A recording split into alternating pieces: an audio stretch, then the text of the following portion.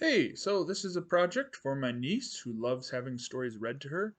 For that, I've decided I'm going to start reading some stories from Andrew Lang's fairy books. They're called his fairy books. The stories were actually compiled from various folk legends around the world and sanitized for English audiences by his wife, not him. But he was famous, so they attached his name to him.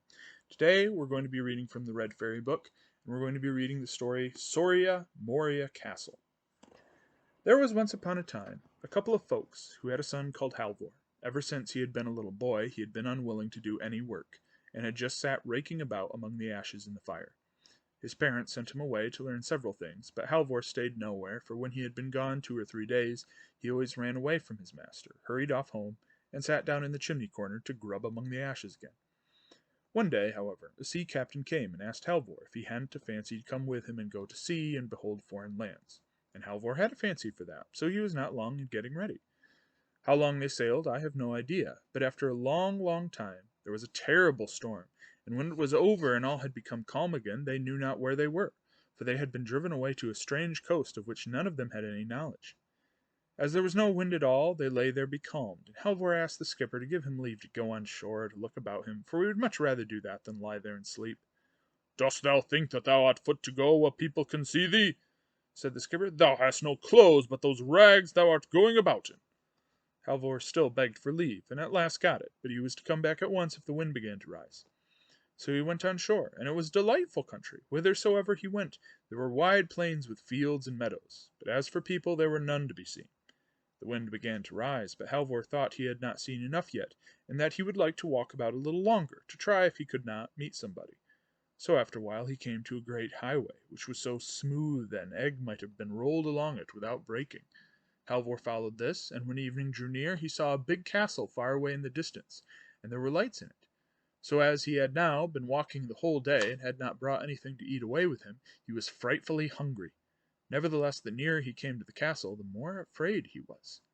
A fire was burning in the castle, and Halvor went to the kitchen, which was more magnificent than any kitchen he had ever yet beheld. There were vessels of gold and silver, but not one human being was to be seen. When Halvor had stood there for some time, and no one had come out, he went in and opened a door, and inside a princess was sitting at her wheel spinning. "Nay," she cried, "can Englishmen dare to come hither? But the best thing that you can do is go away again, for if not the Troll will devour you. A Troll with 3 heads lives here." "I should just as well been pleased if he had 4 heads more, for I'd have enjoyed seeing the fellow," said the youth. "And I won't go away, for I have done no harm. But you must give me something to eat, for I am frightfully hungry." When Halvor had eaten his fill, the princess told him to try if he could wield the sword which was hanging on the wall, but he could not wield it, nor could he even lift it up. "Well then, you must take a drink out of that bottle which is hanging by its side, for that's what the Troll does whenever he goes out and wants to use the sword," said the princess. Halvor took a draught, and in a moment he was able to swing the sword about with perfect ease. And now he thought it was high time for the Troll to make his appearance, and at that very moment he came, panting for breath. Halvor got behind the door. "Hutetu!" said the Troll as he put his head in at the door. "It smells just as if there were Englishmen's blood here." "Yes, you shall learn that there is," said Halvor, and cut off all his heads. The princess was so rejoiced to be free that she danced and sang, but then she remembered her sisters, and said, "If my sisters were but free too!" "Where are they?" asked Halvor. So she told them where they were. One of them had been taken away by a Troll to his castle, which was 6 miles off, and the other had been carried off to a castle which was 9 miles farther off still. "But now," she said, "you must first help me to get this dead body away from here." Halvor was so strong that he cleared everything away, and made all clean and tidy very quickly. So then they ate and drank and were happy, and next morning he set off in the grey light of dawn. He gave himself no rest, but walked or ran the livelong day. When he came in sight of the castle, he was again just a little afraid. It was much more splendid than the other, but here too there was not a human being to be seen. So Halvor went into the kitchen, and did not linger there either, but went straight in. "Nay, do Christian Englishmen dare to come here?" cried the second princess. "I know not how long it is since I myself came, but during all that time I have never seen an Englishman. It will be better for you to depart at once, for a Troll lives here who has 6 heads." "No, I shall not go," said Halvor. "Even if he had 6 more, I would not." "He will swallow you up alive," said the princess. But she spoke to no purpose, for Halvor would not go. He was not afraid of the Troll, but he wanted some meat and drink, for he was hungry after his journey. So she gave him as much as he would have, and then she once more tried to make him go away. "No," said Halvor, "I will not go, for I have not done anything wrong, and I have no reason to be afraid." "He won't ask you any questions about that," said the princess, "for he will take you without leave or right. But as you will not go, try if you can wield that sword which the Troll uses in battle." He could not brandish the sword, so the princess said that he was to take a draught from the flask which hung by its side, and when he had done that he could wield the sword. Soon afterwards the Troll came, and he was so large and stout that he was forced to go sideways to get through the door.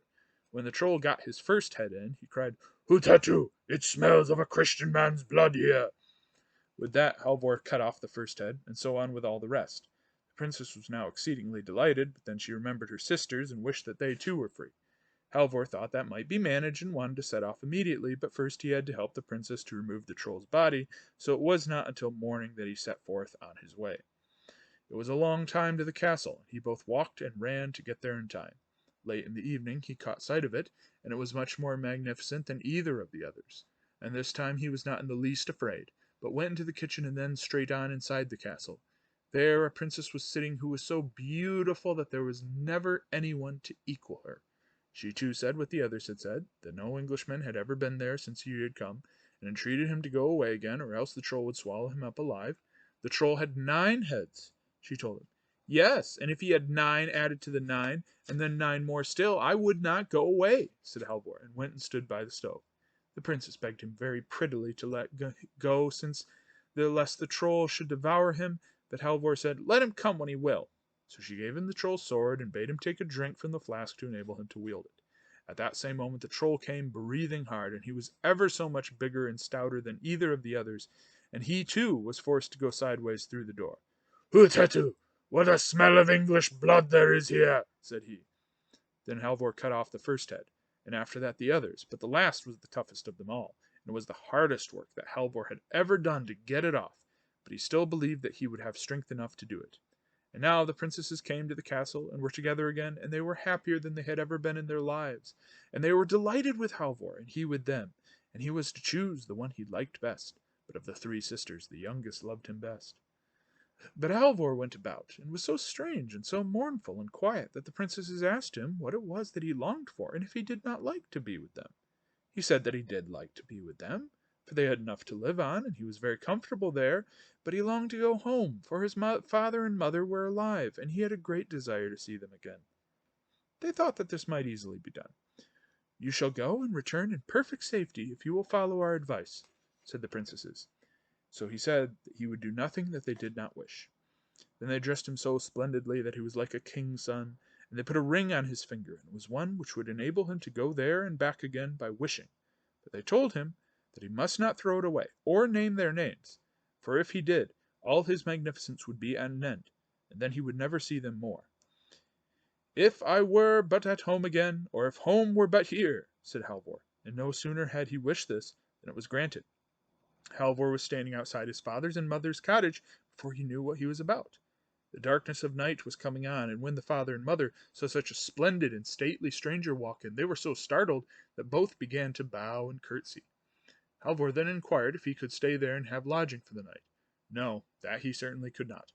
"We can give you no such accommodation," they said, "for we have none of the things that are needful when a great lord like you is to be entertained.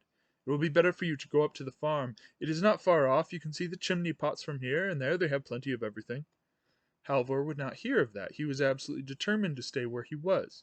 But the old folks stuck to what they had said, and told him that he was to go to the farm, where he could get both meat and drink, whereas they themselves had not even a chair to offer him. "No," said Halvor, "I will not go up there till early tomorrow morning. Let me stay here tonight. I can sit down on the hearth." They could say nothing against that, so Halvor sat down on the hearth, and began to rake about among the ashes, just as he had done before when he sat there idling away his time.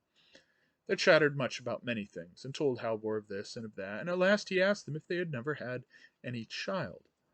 Yes, they said, they had had a boy who was called Halvor, but they did not know where he had gone, and they could not even say whether he were dead or alive. "Could I be he?" said Halvor.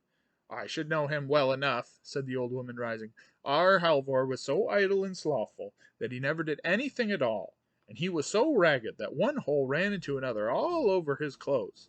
Such a fellow as he was could never turn into such a man as you are, sir. In a short time the old woman had to go to the fireplace to stir the fire, and when the blaze lit up Halvor, as it used to do when he was at home raking up the ashes, she knew him again. "Good heavens! Is that you, Halvor?" said she, and such great gladness fell on the old parents that there were no bounds to it. And now he had to relate everything that had befallen him, and the old woman was so delighted with him that she would take him up to the farm at once to show him to the girls who had formerly looked down on him so.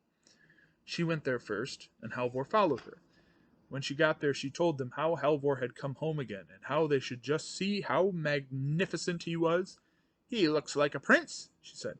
"We shall see that he is just the same ragamuffin that he was before," said the girls, tossing their heads. At that same moment Halvor entered, and the girls were so astonished that they left their kirtles lying in the chimney corner and ran away in nothing but their petticoats. When they came in again they were so shamefaced that they hardly dared to look at Halvor, towards whom they had always been so proud and haughty before. "Aye, aye, you have always thought that you were so pretty and dainty that no one was equal to you," said Halvor. "But you should just see the eldest princess whom I set free. You look like herdswoman compared with her, and the second princess is also much prettier than you, but the youngest, who is my sweetheart, is much more beautiful than either sun or moon. I wish to heaven that they were here, and then you would see them." Scarcely had he said this before they were standing by his side.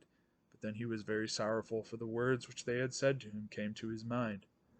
Up at the farm a great feast was made ready for the princesses, and much respect paid to him, but they would not stay there. "We want to go down to your parents," they said to Halvor, "so we will go out and look about us." He followed them out, and they came to a large pond outside the farmhouse. Very near the water there was a pretty green bank, and there the princesses said they would sit down and while away an hour, for they thought it would be pleasant to sit and look out over the water, they said. There they sat down, and when they had sat for a short time, the youngest princess said, "I may as well comb your hair a little, Halvor." So Halvor laid his head down on her lap, and she combed it, and it was not long before he fell asleep. Then she took her ring from him and put another in its place, and then she said to her sisters, "Hold me as I am holding you. I would that we were at Soria Moria Castle."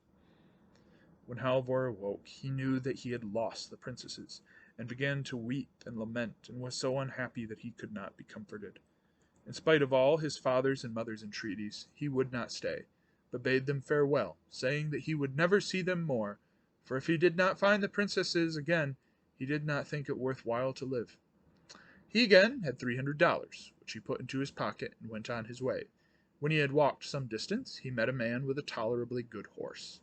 Halvor longed to buy it, and began to bargain with the man. "Well, I have not exactly been thinking of selling him," said the man, "but if we could agree, perhaps—" Halvor inquired how much he wanted to have for the horse. "I did not give much for him, and he is not worth much. He is a capital horse to ride, but good for nothing at drawing. But he will always be able to carry your bag of provisions, and you too, if you walk and ride by turns." At last they agreed about the price, and Halvor laid his bag on the horse, and sometimes he walked and sometimes he rode. In the evening he came to a green field where stood a great tree under which he seated himself. Then he let the horse loose and lay down to sleep, but before he did that he took his bag off the horse. At daybreak he set off again, for he did not feel as if he could take any rest. So he walked and rode the whole day through a great wood where there were many green places which gleamed very prettily among the trees. He did not know where he was or whither he was going, but he never lingered longer in any place than was enough to let his horse get a little food when they came to one of these green spots, while he himself took out his bag of provisions. So he walked and he rode, and it seemed to him that the wood would never come to an end. But on the evening of the second day he saw a light shining through the trees.